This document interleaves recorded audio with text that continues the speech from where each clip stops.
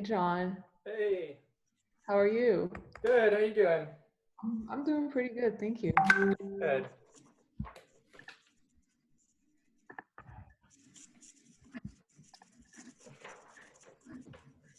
I don't know if like there will be more people coming in this Zoom call, but yeah, I mean we can start. So as you may know, like I'm Yusra. We like emailed back and forth a little bit. um so I will be interviewing you today, and basically it'll be a 20-minute interview, and then it'll be kind of open to everybody like to ask questions. It could be anything, like career questions or like broad general questions. Like earlier we were talking to Jonathan, and he told us he has a chocolate business that we didn't know about. So Sounds it'd be good. like His you link is in the chat. All right. Yeah, so all right, we could just start like, just tell us about yourself, like maybe a little bit of what you did at Earlham, and or like what you're doing now, just like, something that you would want us to know. Sure. Yeah. So right now I'm an assistant professor of social work and anthropology at the University of South Carolina. Um, I'm from the Detroit, Ann Arbor area, Southeast Michigan. I graduated from Earlham in 2010. And let's see, at Earlham, I'd say a big part of my Earlham experience was cross country and track and running. Um, I did student government a little bit. I was involved in with Amigos, doing language tutoring and language interpretation work. Um, I was an HDSR and Spanish major, double major. And that experience with Amigos and working with Howard and Patty Lampson really was foundational for what I'm doing now. So my research focuses on immigration issues. I just finished my PhD last year, so we just moved to South Carolina, and we're still like adjusting to living in this area and this heat. It's like already full on summer here. And yeah, so that's a very brief overview. And thank you for the invitation to participate in the interview and everything. And it's good to see all of you. No, for sure. Thank you. And thank you for being like so responsive and yeah, willing to like do this interview. For Um, sure. So I know that like people might have like a general idea of what it is to be like an assistant professor, but like what is what what are your daily responsibilities as, an assistant professor of social work and anthropology? Like maybe like what kind I know that you just finished your PhD last year, but still, Yeah. maybe like what kind of research like are you currently doing, if you're doing any, or maybe like Yeah. just what you do on a day-to-day basis. Yeah. So things are, I guess the answer to that question is like, I'll find out soon. And things are changing rapidly with everything going on with COVID-19. So yeah, I started in the fall, and I taught for a semester. And then my partner had a baby boy, and who's 4 months old now. And so I'm currently on family leave. And so, which is wonderful. And having a newborn is kind of its own form of social distancing in a way.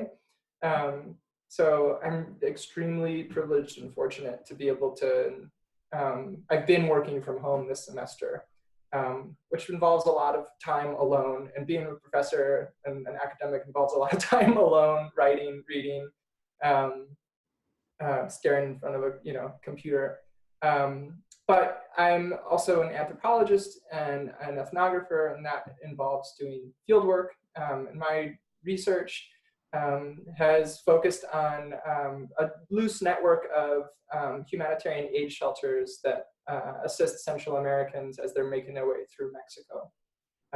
I focus on kind of the politics of humanitarian aid work how it is that these shelters that are facilitating undocumented migration in a way are able to exist through various political, legal, and moral mechanisms. And so I had plans summer to go back and spend time in Mexico, and those plans are, on hold at the moment. Um, my research is based in participant observation as an anthropologist and an ethnographer, and so I do. My work is grounded in doing the work of humanitarian aid, participating in things like conducting intake interviews and washing dishes and preparing meals, and understanding how it is that organizations are able to persist in the face of immense odds through doing that work alongside the people who are there long term. And so, right now, I think being an academic involves a lot of these kind of periods of very different things going on, right? So one semester you're teaching a bunch and doing very little research. Another semester you're at home with a newborn baby and trying to write as much as possible, but not necessarily succeeding. And then, over the summer you might be living abroad or spending most of your days, out in the community doing research. So it varies a lot. Okay, that's actually interesting because I mean some professors that I talk to are like, oh, it's kind of like a routine, but I guess it kind of depends on the field because obviously anthropology relies a lot on field Yeah. work. So yeah, but what would you say like something that you did at Earlham that kind of like helped you get interested in the field, or maybe like because like being a professor is like a big responsibility, like going into a PhD, that's like 5 years of work, and um Yeah. because you need a master's before getting into your PhD. So what kind of like have you always wanted to be a professor, or is it something that like is it an interest that you kind of developed while at Earlham, or No, yeah, I definitely developed it at Earlham. It's definitely where I got the itch and saw what it could look like, and started talking to people that were on that path. Um, so I studied abroad through as a Spanish major. I did a kind of a study abroad program. It was a kind of a one-off on social movements and kind of grassroots movements throughout Mexico. So like very relevant to the work I'm doing now in a broad sense. We weren't working, we didn't visit any migrant shelters, but in terms of civil society organizations and how they operate in Mexico, that was like there's some clear parallels. And so that was really foundational, and it had a major impact on the work that I'm doing now and how I think about that work. Having professors who were engaged in teaching and advocacy, and trying to bring those things together, both in like the local community in Richmond, but then also being involved in community work abroad, and sustaining those long-term commitments,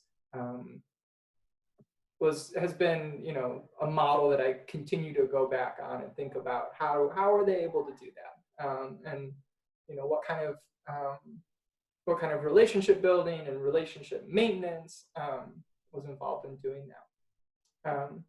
Yeah. that's no it's really like great to hear all these alumni just telling us about like what they did at Earlham and kind of like how both worlds kind of link together, and it's really interesting, and it's also interesting for me because I want to be a professor later on, so I'm planning on doing my master's and then pursuing a PhD later on to become. Cool.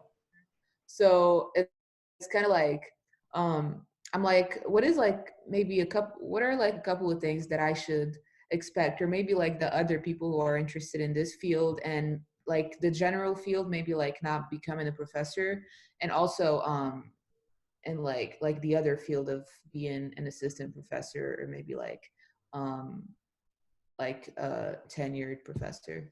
What is something that like you wish somebody would have told you before, becoming a professor, or what is something that you would just tell us in general? Yeah. Oh man. Well, yeah. So I mean, you already mentioned it, but there's a lot of ways to be a professor, and a lot of different, depending on what discipline you're in, life can be very different, right? If you're a chemist versus an anthropologist. So with that like very big caveat in mind, I think that having um, drawing on your support system outside of the kind of academic bubble has been a really significant thing for me. Um, there are a lot of like academia adjacent people in my life growing up, but no one in my like close family was an academic or was had even like my had like gone to college. Parents that didn't go to college, and so there was that kind of having people outside of that academic world has actually in a way been really important in terms of grounding what it means to go down this path. I think that academia, people, it's very easy to get wrapped up in the path of academia, right? Going from your master's program to your PhD to your assistant professor to and this like I think it's very easy to get tunnel vision and to lose perspective of the fact that academia is an opportunity, like kind of really lucky opportunity to do work that you are really passionate about and to have a lot of autonomy in terms of what you want to pursue. But it's also a job, and it's a way to support your family. It's a way to maintain yourself in a very basic sense. And for me, having family members who are like, "What are you doing? You're making how much money for how long? And then you're going to make a what?" Like, that has been a really important reality check throughout this entire process. And at the same time, that can be frustrating. It has been really important for me to, looking back on it, to appreciate those moments when a parent or a family member is like, "I don't understand why you're doing this. This doesn't make any sense." And that goes for family and goes for your social network too. I feel like I lived in Detroit. My partner, who also went to Earlham, was teaching elementary school in Detroit, and so I was commuting between Detroit and Ann Arbor. And so a lot of my like social world, my friend network was in Detroit, not in Ann Arbor, and I appreciated having that distance and having a world to go outside of that kind of academic bubble when I wasn't working. Okay. And so, would you say that there's a specific path to like get into academia? Because I know that, like for example, here at Earlham, Gene Hambrick, he didn't get a PhD to like still be able to teach classes. He had an MBA from University of Virginia, but so like, would you say that there's like still some, you know, secondary, I guess, paths to like become a professor, or Yeah, I mean, I feel like a lot of people that I know that have gone into academia had some kind of life before academia, right? But after undergrad, right? So people that spend a few years or several years working, doing something else. Especially a lot of my colleagues in social work, sorry, who were practicing social workers or therapists for a long time, or organizers and activists prior to going down the academic route. And again, that perspective is like really crucial. I didn't do that kind of. I spent 2 years working in an AmeriCorps Vista position right after Earlham. Also in kind of community organizing around immigration issues. And so it's very related.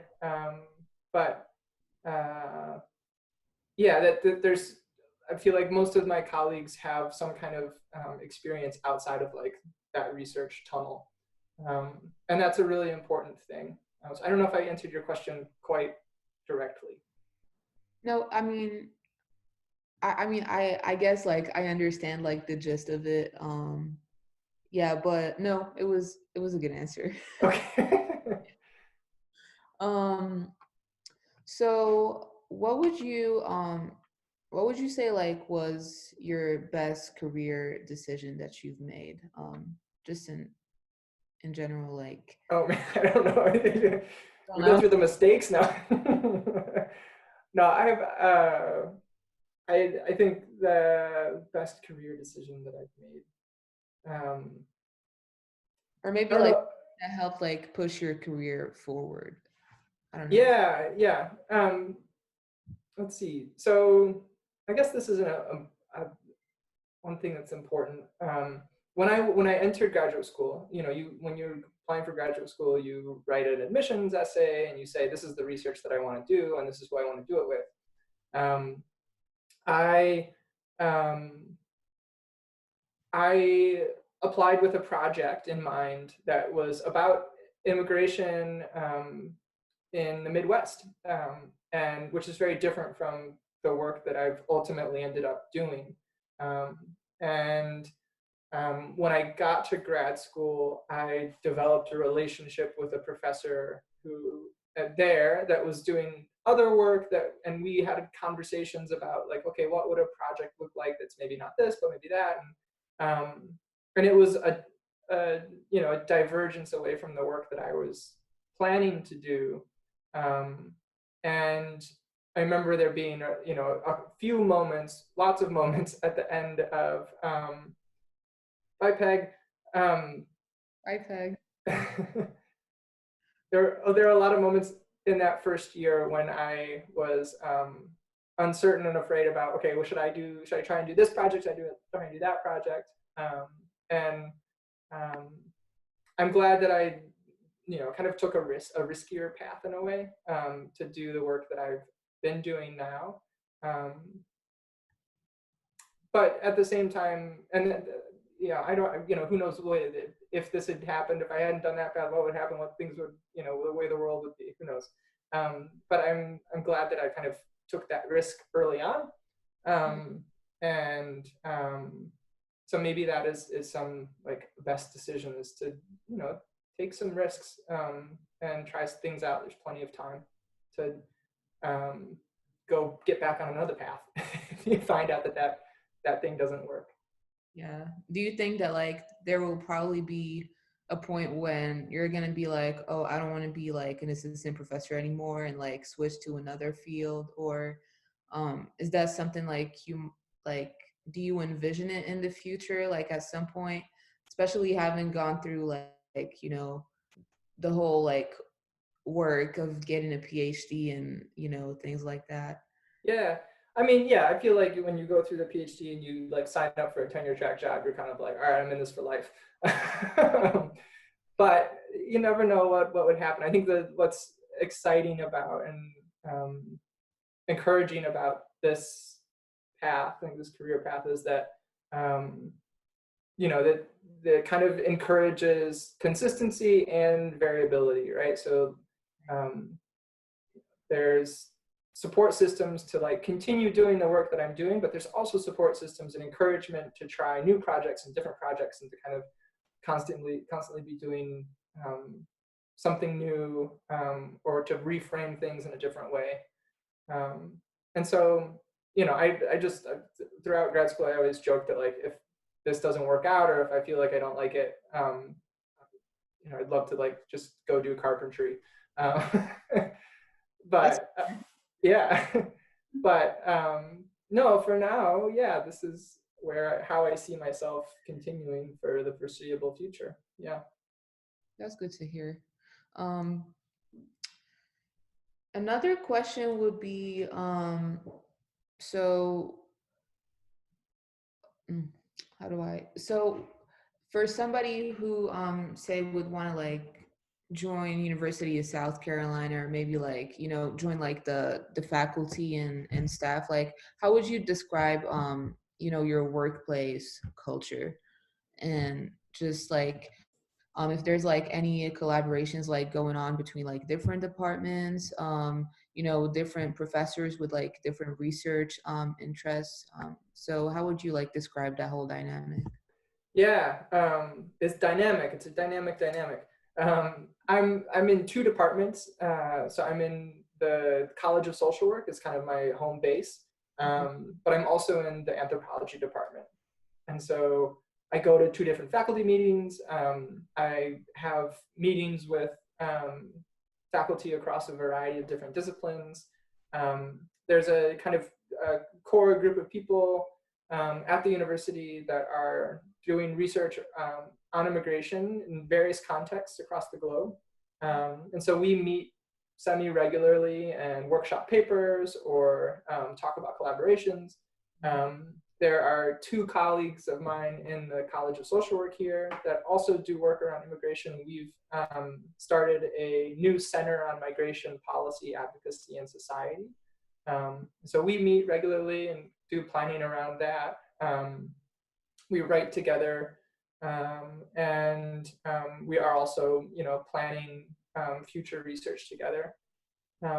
So the kind of the dynamic is pretty wild in the sense that there's a lot of talking with other people about plans, making plans, and organizing. It's like a lot of meetings, but good meetings, and I feel fortunate to be at a place where there's like very clear areas for connection with other faculty, which isn't always the case in academia. Sometimes you're the person that does that work in that department, and others are doing very different things. And that's good too, but I appreciate the fact that there's kind of a natural, organic team of people to collaborate with. You see my dog wandering around in the background. I was just my dog. Yeah. So like reaching our time limit for the interview, like the 20-minute I guess time frame, but I mean we can open it for everybody to like ask questions about like career questions or other things as well. So and if nobody has any questions, obviously like I can keep asking you more questions and make it complicated for you.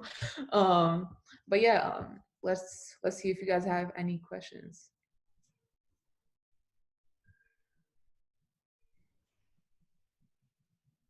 Hi, John. Hi. I'm Leah. I actually work as a career coach at Earlham. I'm user supervisor. I was wondering if you could talk a little bit about just your grad school PhD journey in general. I know you mentioned like having to do a little bit different research, but kind of like what was it what you expected it to be being in grad school, and how different was it from like your Earlham experience? Yeah, so it was definitely different, but I think Earlham was a really good preparation for grad school, right? So especially now that I'm teaching at like a big state school, right? So at Earlham you have small seminars primarily, and that's generally what grad school looks like, at least at the PhD level, right? And so that felt very familiar, and whereas I think for other students that had maybe gotten a BA or even a master's at a much larger school, they were primarily accustomed to like large lecture halls and participating in conversation and having conversations with professors, and going to office hours and talking with people and like building relationships with people in positions of power, kind of. Wasn't necessarily as comfortable, and it took a lot of, for a lot of my colleagues, it took effort to kind of get over the discomfort of, going and meeting with your professors on kind of a more one-to-one basis and on the same level. So that was like really good preparation at Earlham to be able to do that. And I think that's something that, I've heard a lot of Earlham alums talk about. The intimacy and familiarity that that we as Earlhamites have with our professors is something that is really good preparation for grad school or other workplaces too. Thank you. Yeah.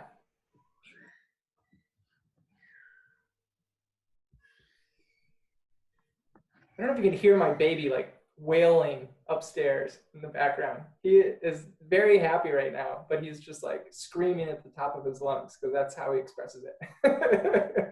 Upstairs, but you can still hear it like downstairs. Yeah, I don't know if you can you guys hear it over Zoom? I heard it a little bit. Yeah.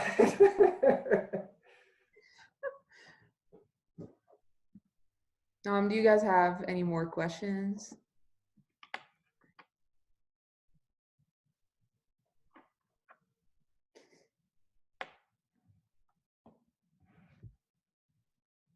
Sorry, I'm still getting used to Zoom and unmuting and stuff.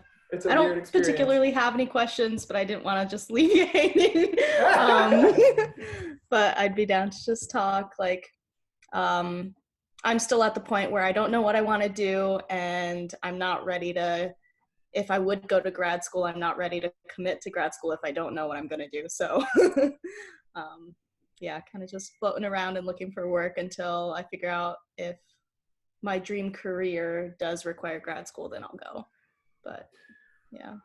Yeah, I mean, I feel like everyone a lot of people that are my age right now, I'm 31, are saying, okay, maybe I'll start a program now, or a few years ago we're doing it, and like throughout this, like the past 10 years, oh my God, since over 10 years since graduating, that people are constantly going back to school. And so there's plenty of time. Yeah, I just graduated last year, so yeah, take it easy. Yeah, definitely enjoy. At the same time that it's like disconcerting to be like, all right, what am I doing? For sure. It can be hard. Yeah, especially during this whole pandemic. I know a lot of people have lost their jobs. I've been in job search for a long time, and this isn't making it any easier. So I'm just kind of hanging tight. Thankfully, I'm in a place where I'm not super stressed about not having a job, but the longer you go without one, the wider the gap on your resume, the harder it might be afterwards to land something secure. Yeah, no, I hear you. I wish you the best. I'm glad to hear that you have Thanks. a solid place to be while you're Yeah. getting through all of this. It's a lot of uncertainty. I was supposed to be in Italy right now, visiting my parents, but so I was supposed to hop into Boston, visit some friends, stay here for 2 weeks, and then fly to Italy. But that had to be canceled, and thankfully the friends that I was visiting here have let me stay put. And so she's back there, but that's really intense. Yeah. My sister lives in Italy, and luckily they are in they're like still in total lockdown, and have been for much longer than most of us here in the U.S. So I'm glad to hear you have such supportive friends too that allowing you to have a place to stay. I'm glad my parents are doing fine there. Rome wasn't hit too, like it started in the north, but it's moved down. Now they're just dealing with it. There's a sense of normality. Here is getting scarier, and so they're more concerned for me now.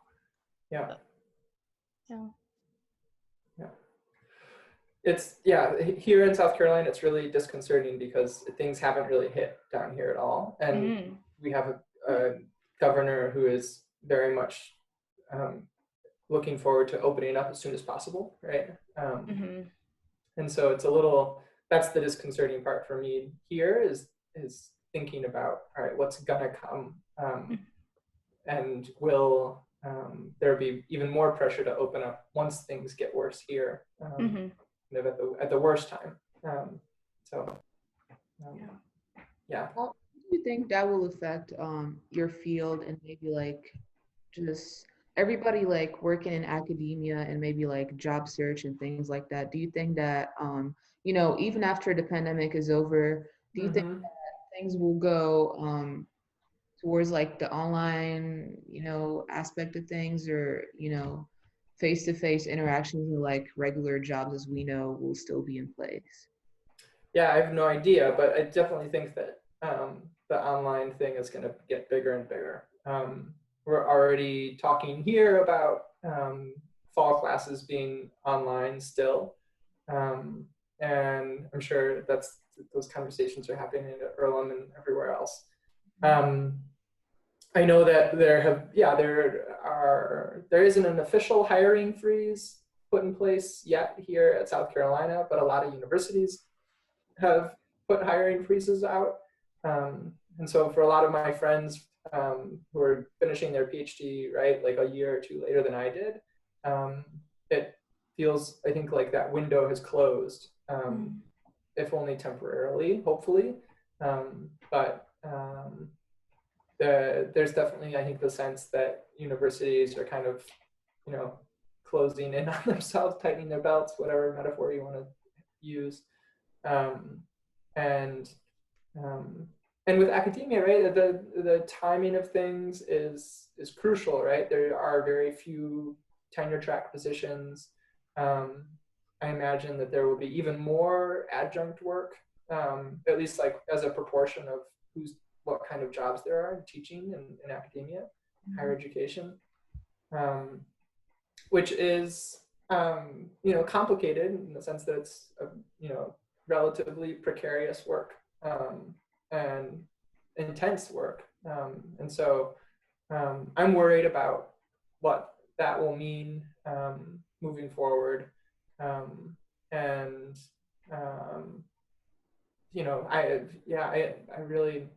I do think that ultimately there will be just a lot more pressure to do things online. Yeah. One positive thing that I just became a part of was like schools offering online courses for free. Stanford University opened up a coding course for free, and you had to apply and everything, but it's a 5-week course and it's called Code in Place.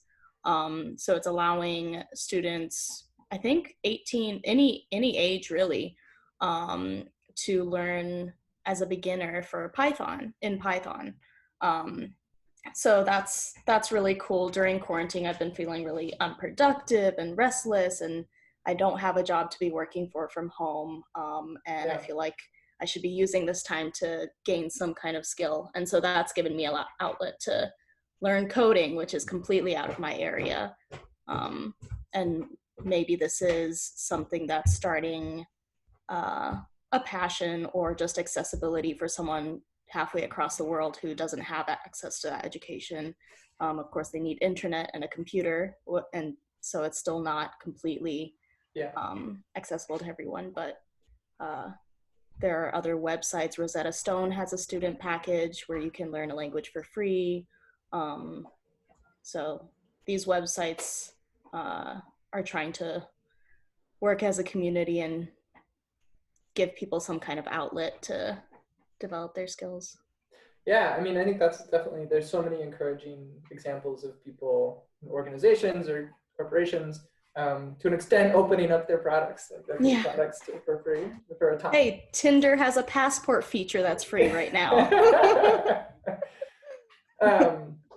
But like in other forms of mutual aid that are like, more grassroots level stuff has been really heartening and amazing to see. And the other thing is I know like I think 4 people that graduated about the same time I did that have gone into coding or some kind of web development work. Similarly, we're like, I don't know what I'm going to do or where I'm at with things, and they kind of every time took a coding class, something like that, and now doing coding work. So it could be you too, maybe. Yeah, maybe. And after this, the internet's going to be used a lot more, and technology is going to be used a lot more, I think. We're depending on it a lot right now, so hopefully it'll come in handy somehow. Yeah, for sure. Yeah.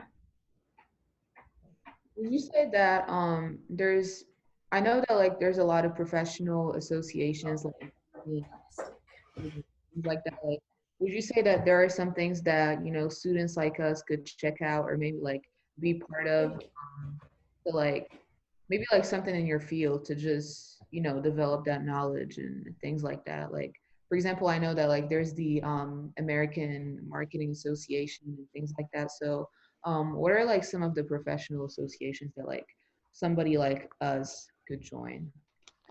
Yeah.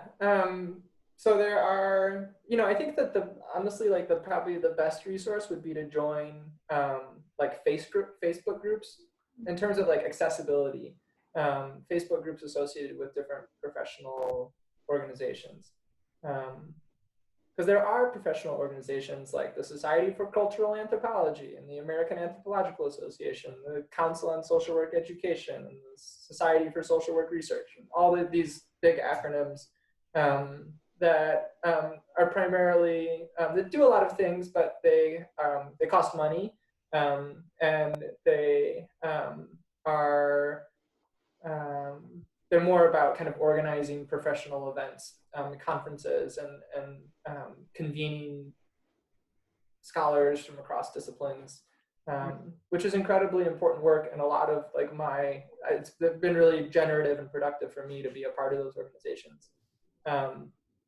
But I think that like on a day-to-day basis, what I get out of them most is from like following them on Facebook and seeing what kind of things they're posting, what new articles have been published, or what news article they're linking to, what work they're highlighting, what kinds of opportunities there are to connect with other people at that level has been the most helpful. Or a call for papers, or an announcement about a conference, something like that.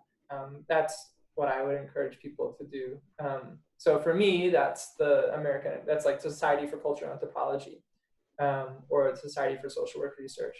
But also Facebook pages like Latin American anthropologists, or things like that, that are kind of topical, but not necessarily like an official institution or organization. They're more like an interest group that has formed, and often, a lot of them are headed or moderated by colleagues of mine, right? So they're like the people that are doing the work is not just some random person, right? It's closely linked to the profession, and that could be a really good place to learn about what's going on and to connect with other people. Absolutely, yeah. And if you have, if you have like any other recommendations, or maybe like if you could send me like the name of those groups. So, at the Career Center, we have like these things called career communities. And so what we're basically trying to do is like, connect people from different career communities to like, jobs or maybe like organizations, or, in this case, since things have gone online, maybe like Facebook groups that people could look into. So, I mean, you have my email. You could always like just shoot me an email like whenever you're free. So, because I think like that could be a nice opportunity to like let people know what they could do like during this quarantine, and what Facebook groups they could join and things like that. Yeah, for sure. And yeah, taking those online classes would be good too. Yeah. I kind of raised my hand. It's interesting that you're talking about Facebook. I've been trying to navigate how to interact with my LinkedIn profile and the LinkedIn community. And it seems like you find these Facebook groups to be a lot more welcoming or accessible. What's your relationship with LinkedIn and communicating with people, especially coming from an Earlham background where things are very casual and cheery, and kind of adjusting to the professional persona that maybe different employers are expecting of you? Yeah, I feel like I'm not the right person to answer that question. I've used LinkedIn like very little. Yeah. So I mean, yeah, I have a LinkedIn profile. I don't know, honestly, the last time I updated it. I don't know if it has me listed as a grad student or as a professor right now. I should go look at that. I get emails from LinkedIn that I ignore. Yeah. But that's not to say that it's not like a useful resource for other fields or other folks. But yeah, for me, it hasn't been a tool that I've used. Yeah, I mean, I definitely know for other people it's an important thing, and they find, like, especially people doing like contract work or kind of more gig-based, something like coding or development, right? Like it's a big thing, I think. But for me, it has just not really been that big. There's academia.edu, which is kind of like the LinkedIn for higher education in a way. So I feel like that's a little more useful. And similarly, like it hasn't been that big of a resource. I feel like academia.edu in some instances is a really good way to like get access to scholarly articles if you don't have an institutional affiliation.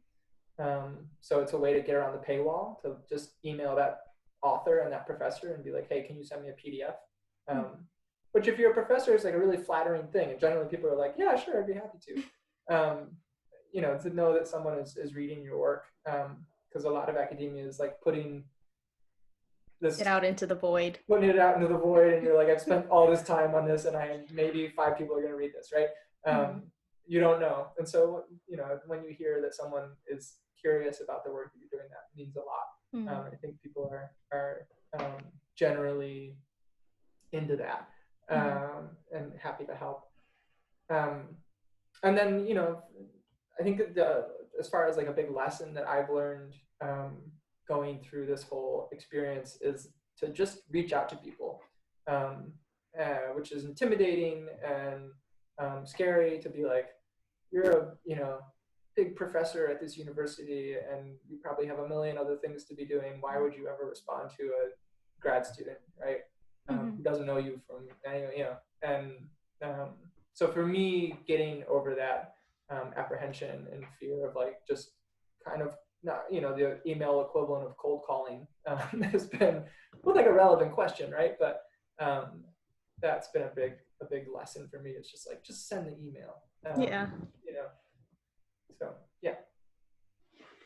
yeah, going off of that, I had to like shoot people like weird messages on LinkedIn, like people that I don't know, like people from the NBA or the WNBA, since I'm interested in going into the field of sport management.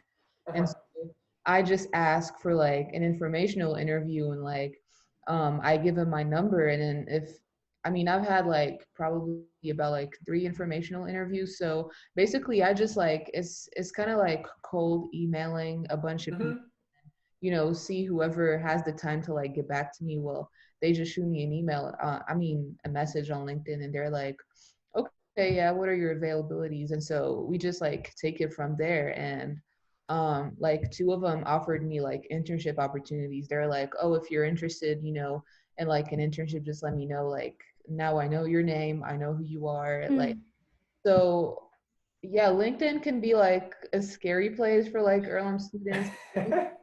Chill here. And like, obviously, like when I was on the phone with them, I had to be like strictly professional. And it's just like kind of like a different mindset that you have to be in. But at the end of the day, like some of them are pretty laid back. Some of them are like strictly professional. So it just kind of depends on the person. But I would really like encourage you to utilize LinkedIn. So even if, it's just like a 5-sentence message. Yeah. It's all good. Sadly, I recently had an experience where I was interviewing with a person, and they had reached out to me initially, and I responded, and then they blew me off on the first scheduled call, and then they were late for the second scheduled call and didn't really reply until a couple hours before they wanted to call. And then they said they would give me a response the day after we called, and then they didn't. And so I had to reach out to them a week later. And I was so furious and frustrated because there's definitely a power dynamic here where I feel very disrespected and my time didn't matter to him. But as an applicant, as a candidate, you can't say anything because that would hurt your chances of getting the job. Thankfully, maybe because maybe it'd be really frustrating to work with him, I didn't get the position. But after he replied to that, I did say, like, please think of this for future candidates because it's come off as very unprofessional and my desire to work for you has severely diminished. But yeah, it's frustrating to have to hold your tongue when it doesn't feel like you're being shown the same care and respect that you are putting into your communication with them. Yeah. I think it's hard to be like, maybe I'm glad I didn't get that job when you're looking for work. Yeah, when I need a job, like, yeah. And they know that they have the power in the situation. And I don't want to like suck up to get employed, but to a person that doesn't respect me. Yeah. Yeah, it's I didn't that expect perspective that. though, to keep that, you know, your dignity and self-respect is important. Yeah. Yeah. I don't know how I would have communicated that if I had gotten the job and accepted it. Yeah. Right. Yeah. And that's also like something that's very revealing about the job too, you know, like that kind of tells you like what type of like, you know, work culture they have, or maybe like that tells you a lot about your supervisor, and that makes you kind of like think about it and be like, oh, do I want to work for this person? You know, even if you got the job, that's kind of like a red flag maybe that so yeah, with that being said, it's 5:30 and it's kind of like our time limit. So if you guys have like any like super last minute questions, feel free to jump in. But thank you so much, John, for this opportunity. You know, feel free to stay in touch. I know you don't use LinkedIn, but